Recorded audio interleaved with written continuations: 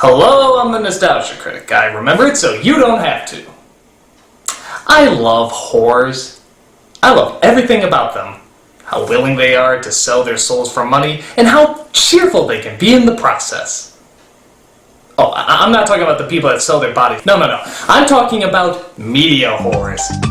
The people who create stories and ideas solely for the purpose of selling their product. And in the late 80s, early 90s, there's no better brothel for media whores than Nintendo. Now before you go nuts, I love Nintendo. Who doesn't? It's like the greatest gaming company in the world. But that doesn't mean they didn't sell out time after time when it came to their spin-off products, mostly in television and movie development. Time after time, Nintendo has put out horribly written and horribly executed shows and films that have no interest in actually entertaining the viewer, but rather just selling more Nintendo games and accessories. And here's another one. Captain N, the Game Master.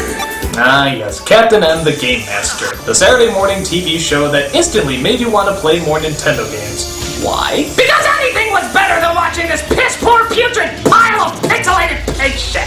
So get out your Nintendo blasters and gamepads, we're gonna take a look at Captain N. So let's take a look at the story of this show. It seems everything takes place in a fictional realm called Videoland. Welcome to Videoland. Yes, I imagine you'd have to be in order to watch this. It turns out the Palace of Power is under attack by evil forces carrying evil pizza cutters.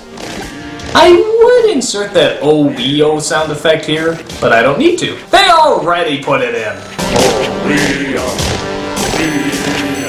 I do love it when the show makes the jokes for me. So the evil forces are led by King Hippo from the game Punch-Out, Eggplant Wizard from Kid Icarus, and Mother Brain from Metroid. It won't be long before I, beautiful goddess that I am. Good God, it's like if my mucus became a drag queen. By the way, tell me if that sassy voice sounds familiar. Then I'll be the beautiful queen of Videoland. Does this look inanimate to you, punk? That's right, it's the Plan from Little Shop of Horrors. I guess he's just always playing genderly ambiguous monsters with no feet. One human alone could never beat me. So this is what would happen if you crossed Joan Rivers with Tina Turner. That's right. Meanwhile, inside the Palace of Power, we see the other video game characters try to protect the palace, like Mega Man. A pleasure to serve you, your worship. You get a low score for this. If Kid Icarus trusts you, I trust you. It's like if Popeye smoked an entire Marlboro factory. Kid Icarus, who would later be known in the gaming world as Pit. She's very much Upseticus. My arrows will stop that Apicus Maximus. Speaking of her Heinecus. Yeah, you probably caught on that his funny thing is saying Icus at the end of words. In fucking genius. There's someone at the Doricus. You can count on me, Princessicus. You big Apicus. My testicles haven't dropped a kiss. And Simon Belmont from the Castlevania games. Mega Man, shine my boots. Kid Icarus, I could use a little trim. Not too much off the top. Oh, Simon, what have they done to you? I know. They took this cool badass of a superhero and turned him into a floppy, egotistical gay wad. I am the handsomest, so I must find the princess and kiss her. It's like if Bruce Campbell's chin never stopped growing. Ew, slime. I mean, where did they even get the idea to gay him up so much? I mean, the original hero has long hair, wears leather, carries a whip, jumps around in a skirt. I think I just answered my own question. Let a real man show you how it's done. The ruler of the Palace of Power is Princess Lana. Oh yeah, from the game 80s Fashion Vomit?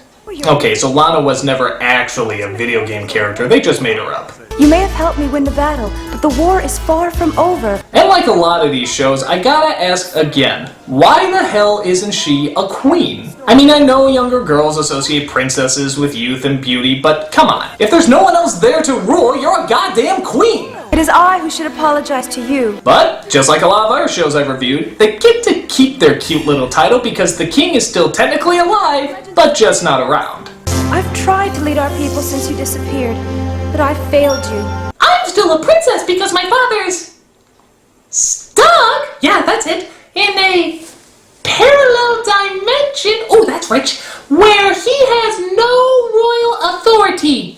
So I don't have to make any hard choices or take any responsibility because he still technically is king and I just have to smile and wear pretty dresses. Punch kids is fun! So, seeing how there's only 4 people and no guards in the palace, I guess we're not surprised that it's being taken over. But luckily, a magical element informs our heroes that a lone warrior is being summoned to help them. A magical element simply known as the Power Glove. The legend of Videoland foretells of a young warrior. He is Captain N, the Game Master. Behold, the ultimate warp zone. It's like the Power Glove of the freaking gods! Where the hell did they get such a magical entity? I love the Power Glove. It's so bad. Lucas, darling. So the Power Glove goes into the real world, or at least what we considered the real world in the 80s, as a young gamer named Kevin gets sucked into the realms of Videoland. By the way, do you know what the fuck this is? It's only on the screen for a second, but they always showed it in the opening. I can never tell if that's something sucking him in or if that is him being sucked in. Is that what happens when you cross dimensions? You become the CG version of Kermit the Frog and Max Headroom? It's not easy being green! So Kevin, and his little dog too, are transported to the Palace of Power, where Lana and the others are waiting. Simon Belmont, Kid Icarus, Mega Man? Wow! You look nothing like your original designs! The ultimate warp zone brought you here. You mean like Warp Zone 4 and Super Mario Brothers? No, that game is much cooler. The legend foretold of your coming to help restore freedom to our world. That's why it gave you that super power pad and zapper. Only $19.95, available at most video game outlets. Castlevania, Kid Icarus, Mega Man, or whatever the hell this chick was in are also available. Thus is the plot to Captain N, our 5 heroes trying to stop the evil Mother Brain from taking over the Palace of Power. Captain N, the Game Master. By the way, I know this is really immature, but have you ever listened to the announcer say that title without actually reading it? It sounds different. Listen. Captain N, the Game Master. Doesn't it sound like that? I mean, I know I just made a gay joke, but that's what it sounds like. Wouldn't the more appropriate title be Captain N, the sexually confused yet physically and emotionally open-minded master? So, you know, aside from lame lines, nonsensical stories, and completely misunderstood character development, what specifically is wrong with this show? Well, how about the fact that nothing in this world is consistent? For example, we clearly see that pretty much any time he wants, Kevin can use his Nintendo pad to pause reality. Well, why the hell doesn't he just do that all the time? Wouldn't that make everything a lot easier? I mean, how come he never confronts Mother Brain like this? Prepare to meet your match, Captain N.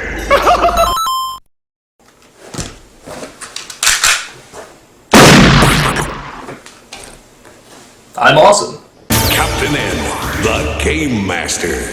Or how about these warp zones that they keep using? They can apparently jump from world to world whenever they want, so why don't they just warp to the inside of the enemy's room and zap them? In fact, they do that a few times! It seems so easy! Except they don't bring any guards or armies, they just use the eggplant guy who shits out some vegetables. I'm just an incompetent vegetable. Again, why doesn't Kevin just use the warp zone to shoot Mother Brain when she's in the middle of a hammy speech? I'm not only the most beautiful brain in the world, I'm the collector. I'm awesome. Captain N, the Game Master. But no, there's always some lame-ass excuse as to why he can't just blast her. Into the Warp Zone! It's too dangerous to finish her off! We're contractually obligated to keep stalling for 3 more seasons!